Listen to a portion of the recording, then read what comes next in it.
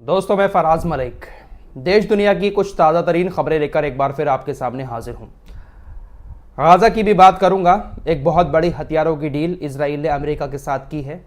क्या कुछ होने वाला है अब गाज़ा के अंदर, थोड़ी सी इन्फॉर्मेशन आप लोगों को देने की कोशिश करूंगा। ताज़ा हालात भी बताऊंगा, लेकिन इस वक्त के ताज़ा हालात पहले आपको अपने देश के बता देता हूँ, क्योंकि एक बड़ी खबर इस वक्त हमारे देश के अंदर काफ़ी चर्चा में है।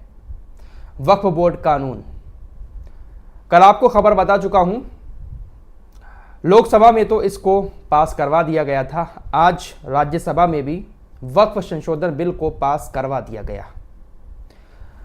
128 वोट इसके पक्ष में पड़े, 95 वोट इसके खिलाफ पड़े, जिसकी वजह से राज्यसभा में भी वक्फ संशोधन बिल पास हो गया।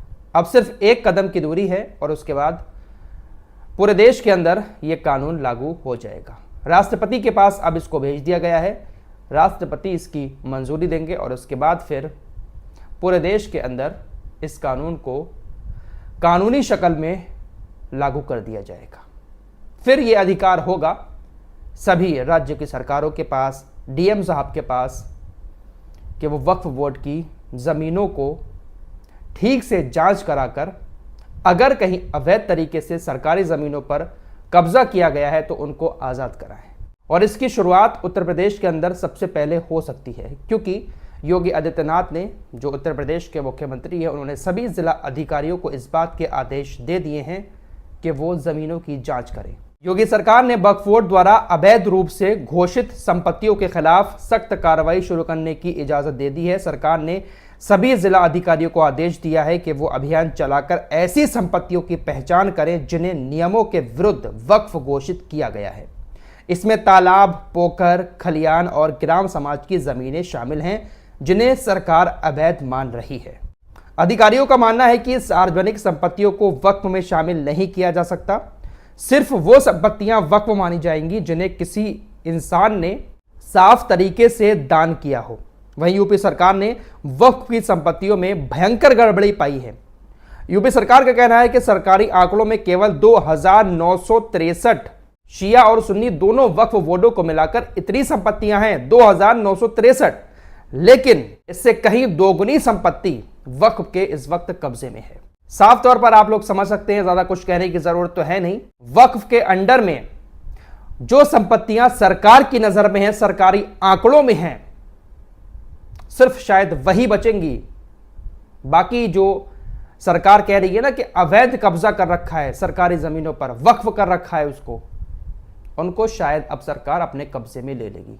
यूपी सरकार का ऐसा मानना है कि शिया वक्फ बोर्ड और सुन्नी वक्फ बोर्ड दोनों की मिलाकर उत्तर प्रदेश के अंदर 2963 सरकारी आंकड़ों में वक्फ की संपत्तियां हैं, लेकिन इससे कहीं ज्यादा दुगनी इस वक्त वक्फ के पास है।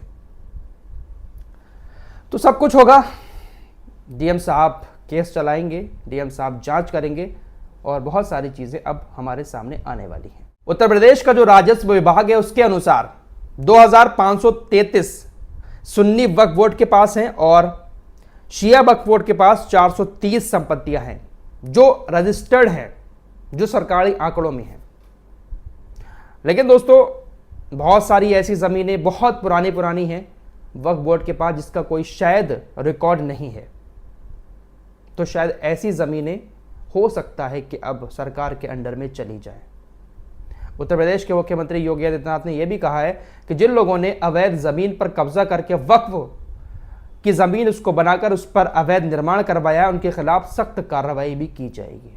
फिलहाल एक्शन तो होगा इस कानून के लागू होने के फौरन बाद। देखते हैं कि भाई क्या रहता है। फिलहाल नीतीश कुमार ने पूरा समर्थन दिया इस बिल को, लेकिन अब उनके विधायकों ने इस्तीफा देना शुरू कर दिया है।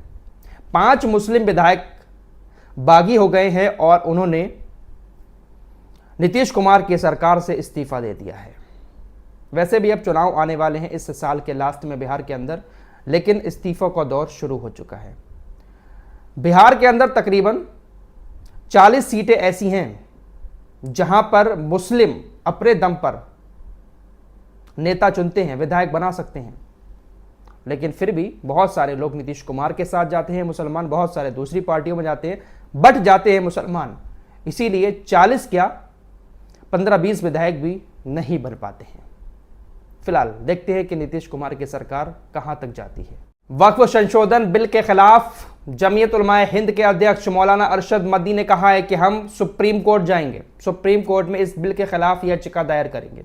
देखते हैं कि सुप्रीम कोर्ट में इनकी सुनवाई होती है या फिर ये कानून जो बन गया है ये बना रहेगा। पश्चिम बंगाल की मुख्यमंत्री ममता बनर्जी ने कहा है कि ये जो बिल लाई है सरकार और जिसको कानून का रूप दिया है, बीजेपी की सरकार जाते ही हम इस बिल को खत्म कर देंगे। खबरें ऐसी आ रही हैं कि ममता बनर्जी ने कहा है कि हम कलकत्ता के अंदर इसको लागू नहीं होने देंगे, यहां पर हम इसको रद्द करते हैं।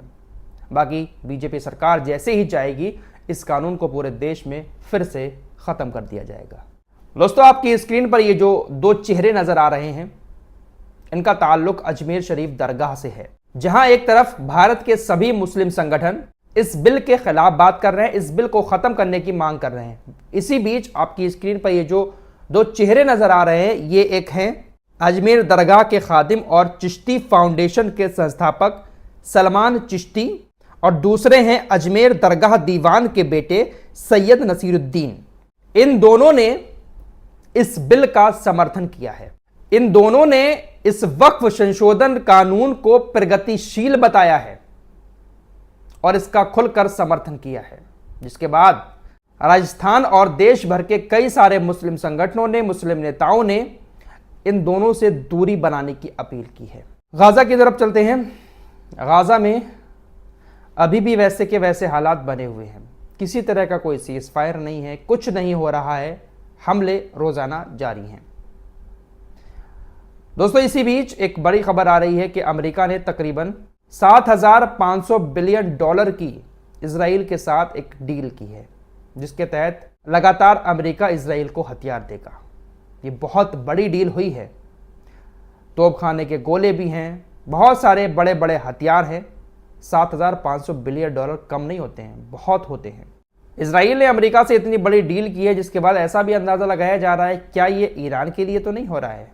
इतने सारे हथियार जमा करेगा इजराइल, तो क्या ईरान के ऊपर भी इसकी नज़र है? देखते हैं कि भाई क्या होता है। दोस्तों, आप लोगों ने कई बार सुना होगा कई देश एक साथ मिलकर सैन्य अभ्यास करते हैं। ग्रीस के अंदर इजराइल की वायुसेना के साथ मिलकर कतर की वायुसेना ने सैन्य अभ्यास किया। कतर और इजराइल के रिश्ते भी काफ़ी मजबूत हैं।